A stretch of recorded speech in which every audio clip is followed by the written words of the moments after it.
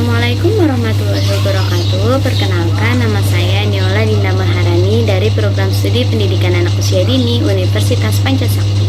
Di sini saya akan membuat video singkat mengenai kesimpulan seminar untuk memenuhi salah satu tugas UAS mata kuliah bermain dan permainan bagi anak usia dini dengan dosen pengampu Ibu Fitria Budi Utami, MPD. Selamat menyaksikan. Tema kali ini yaitu tentang sensory play. Apa itu sensory play? Sensory play diambil dari kata sense dan play. Kata sense diartikan sebagai 5 panca indera, yaitu penglihatan mata, pendengaran telinga, penciuman hidung, perasa lidah, dan perabaan kulit. Itu serta pergerakan atau proprioseptif, yaitu otot dan sendi, serta keseimbangan atau vestibular, yaitu telinga bagian dalam. Adapun kata play diartikan bermain. Jadi, sensory play adalah suatu bentuk permainan yang mendorong anak menggunakan satu atau lebih inderanya. Permainan sensori atau biasa disebut dengan sensory play yaitu pada dasarnya permainan sensori yang permainannya mengaktifkan indera-indera pada anak. Dengan demikian, bermain sensori ini baik dilakukan untuk menstimulus perkembangan anak, sebab sesuai dengan proses mereka mendapatkan informasi dan pengetahuan yang baru. Lalu selain kelima indera tersebut, ada pula 2 indera lainnya, yaitu indera vestibular dan indera proprioseptif. Indera vestibular yaitu memberikan anak informasi tentang posisi tubuh dalam ruang terkait gerak dan keseimbangan. Misalnya pada saat berada di ruang gelap, kita dapat berjalan tanpa menabrak-nabrak, atau contoh lainnya yaitu gerakan melompat di atas trampolin, berjalan pada papan titihan. Sedangkan indera proprioseptif memberikan anak informasi tentang keberadaan dan aktivitas anggota tubuh. Misalnya saat kaki kita luka, kita dapat merasakan tanpa melihat luka tersebut. Berikut beberapa contoh permainan sensory play, yaitu play-doh, membuat slime, berlas warna, air berwarna, mencocokkan bentuk, klasifikasi pom-pom bal, dan permainan lainnya. Manfaat dari bermain sensory play ini diantaranya yaitu sensory play membantu membangun hubungan saraf yang mendukung berpikir, belajar, dan berkreativitas, sehingga dapat menstimulus perkembangan kognitif pada anak. Saat bermain sensori, misalnya si anak akan berpikir bagaimana cara menuangkan air agar tidak tumpah, bagaimana cara memasukkan biji-bijian ke dalam botol. Ia juga belajar mengelompokkan benda, warna, pola, dan bentuk, lalu mengenal tekstur, juga mengklasifikasikan objek. Lalu yang kedua, ada sensory play mendukung perkembangan bahasa anak dengan mengenal bendanya secara langsung.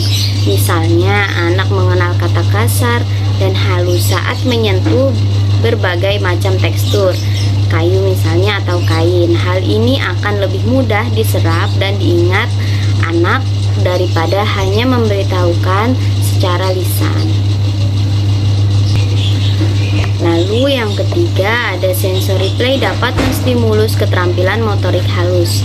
Saat bermain sensori dengan peralatan tambahan seperti sendok, spons, corong, penjepit, botol, dan sebagainya, anak akan memanipulasi alat-alat tersebut untuk mengambil benda dengan cabitan, menuang, meremas, dan lain-lain. Kegiatan ini bagus untuk mengkoordinasikan mata dan tangan si anak.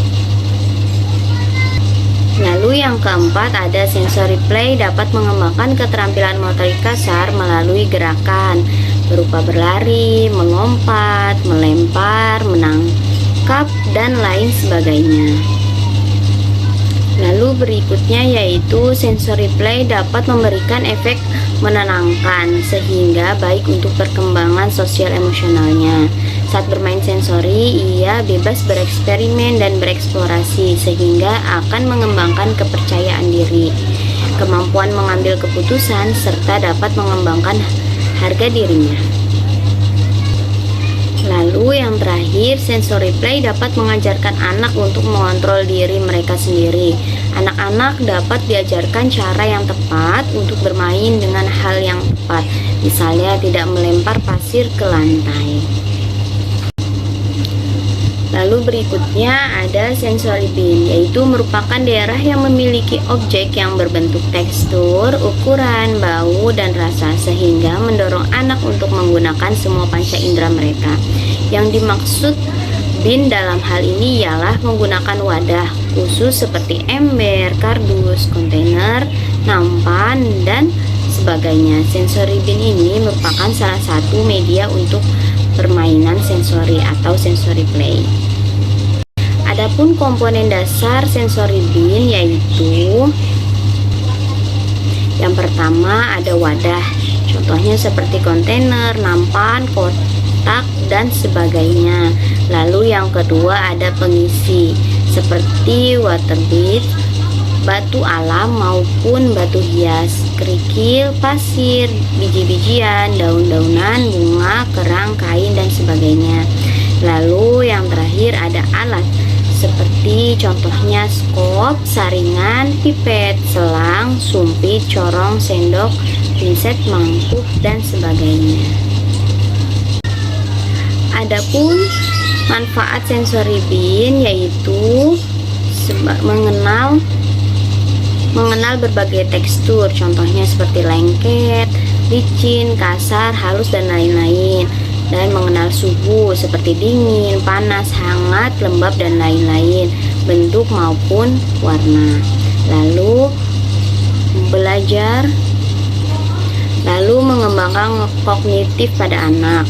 Pada saat bermain sensory bin, anak juga akan berpikir bagaimana cara menuang agar tidak tumpah, mengapa benda itu lengket, benda yang berbentuk seperti ini namanya lingkaran, dan lain-lain.